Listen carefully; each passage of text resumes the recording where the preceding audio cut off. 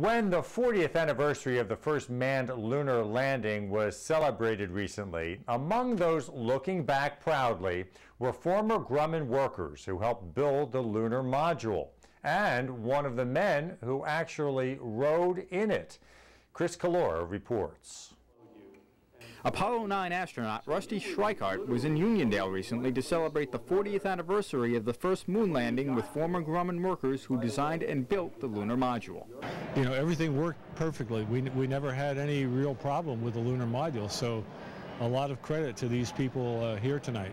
In March of 1969, Schweickart became the first astronaut to test fly in space a lunar module, commonly called the LEM. The Lunar Module was in some ways a sports car in the early days.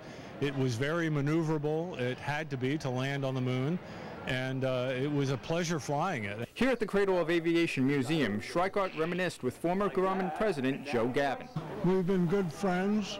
We've had some good arguments at times, but he is just a great guy, and I'm so happy that he was here. Many of the Grumman workers here say they have fond memories of working on the LEM.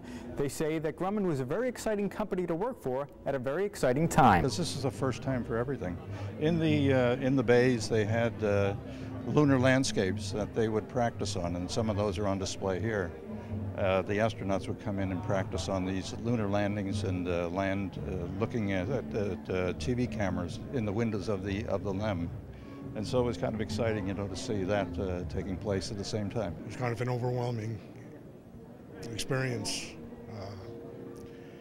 certainly more than anybody could take in, you know, in a short period of time. It was a very, very high. We really enjoyed it. We put a lot of hours in. I was instrumental in designing a number of the instruments that went on the crew station control panels. You think of the complexity and the numbers of components on there, just using some basic reliability calculations will tell you that it had to be an amazing feat to get everything to operate as well as it did. Schweickart and Gavin both agree unmanned space exploration should continue to push scientific research forward. But it may surprise you that they say they see no need to send people back to the moon or to Mars in the near future. In Uniondale, Chris Collora, LI News Tonight.